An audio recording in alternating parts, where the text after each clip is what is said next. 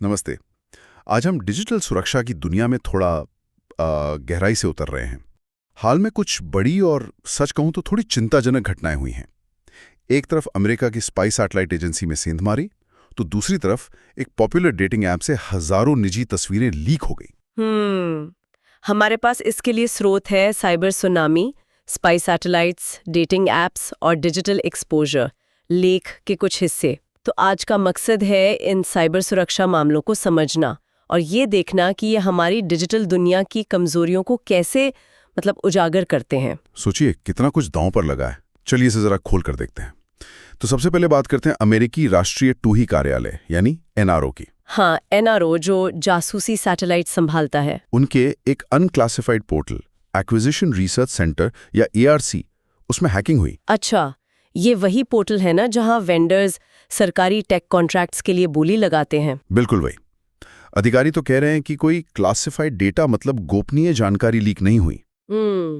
लेकिन ये फिर भी चिंता की बात तो है। हाँ, चिंता की बात तो है ही, क्योंकि इससे तकनीकी खरीद कार्यक्रमों के बारे में पता चल सकता है। और शायद सीआईए के उस गुप्त डिजिटल हैमर प्रोजेक्ट के बारे में भी कुछ सुराग मिल जाए। ओहो, हाँ, ये तो गंभीर हो सकता है। अभी ये भी साफ नहीं है कि इसका संबंध हाल की जो माइक्रोसॉफ्ट शेयर पॉइंट की सुरक्षा खामी थी उससे है या नहीं। देखिए, यहाँ जो दिलचस्प बात है वो ये कि जिसे अनक्लासिफाइड डेटा कहा जा रहा है, उसको भी अगर सही ढंग से इकट्ठा किया जाए तो उससे बहुत महत्वपूर्ण जानकारी निकाली जा सकती है। हाँ, मतलब अलग अलग टुकड़ों को जोड़कर। बिल्कुल, कौन सी कंपनी किस तकनीक पर काम कर रही है वगैरह।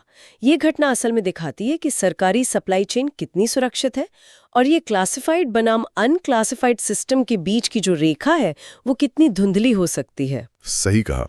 अच्छा, अब आते हैं एक बिल्कुल अलग तरह के डेटा ब्रीच पर।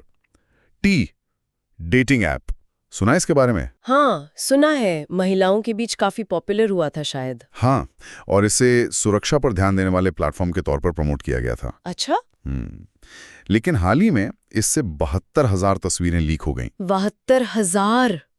बाप रे! हाँ, और इनमें 13,000 तो सेल्फी और लोगों की फोटो आईडी शामिल हैं। फोटो आईडी भी? ये तो बहुत ही खतरनाक है। पता ये चला कि ऐप से जुड़ा एक फायरबेस स्टोरेज, जो कि क्लाउड स्टोरेज सर्विस है, हाँ? वो असुरक्षित था। मतलब उसकी सेटिंग ठीक नहीं थी और 4chan यूजर्स ने उसे ढूंढ निकाला। ओह! मतलब एक बुनियादी सुरक्षा चूक। हाँ, और विडंबना देखिए, जो ऐप एआई का इस्तेमाल करके नकली प्रोफाइल कैटफिश से बचाने का दावा कर रहा था, उसी ने अपने यूजर्स की असली पहचान, उनकी निजता को खतरे में डाल दिया। ये तो सीधे सीधे यूजर के भरोसे का उल्लंघन है। हाँ, और ये हमें याद दिलाता है कि सुरक्षा का दावा करने वाले प्लेटफॉर्म भी चूक सकते हैं। बिल्कुल।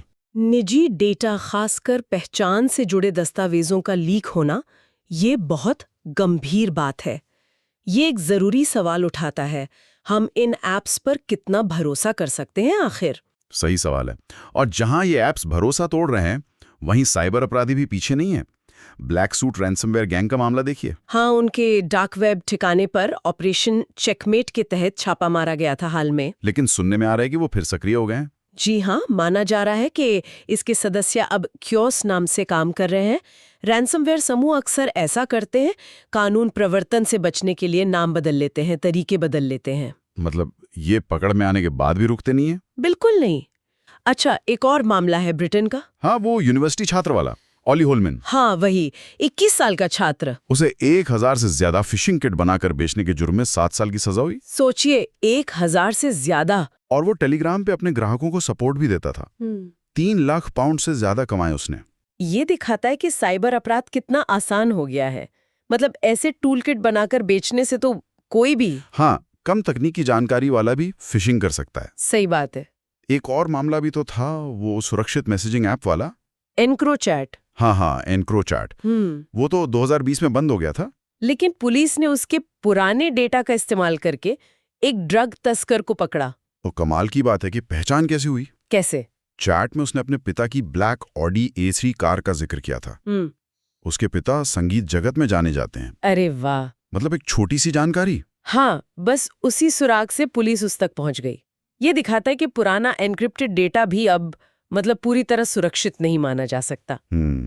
कानून प्रवर्तन की ये जीते महत्वपूर्ण तो हैं, पर ये लड़ाई लगातार जारी है।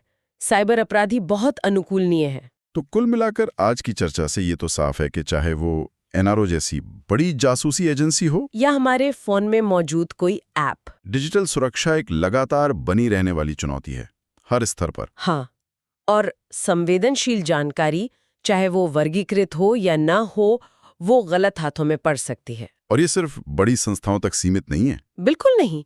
व्यक्तिगत स्तर पर डेटा सुरक्षा भी उतनी ही अहम है। हमें सतर्क रहने की जरूरत है, क्योंकि साइबर अपराधी लगातार विकसित हो रहे हैं। आज की बातचीत से एक विचार जरूर मन में आता है क्या? कि जैसे एक पुरानी चैट या एक अनक्लासिफाइड पोर्टल हाँ। अनजाने में बड़े खुलासे का जरिया बन सकता है, वैसे ही हमारे डिजिटल दुनिया में छोड़े गए अनगिनत निशान हैं। हाँ, बिल्कुल है। तो उनका कौन सा अनदेखा पहलू भविष्य में हमारे लिए कोई अप्रत्याशित नतीजा ला सकता है? ये वाकई सोचने वाली बात है। कौन सा डिजिटल फुटप्रिंट कब क्या मोड़ ले ले, कौन जानता है।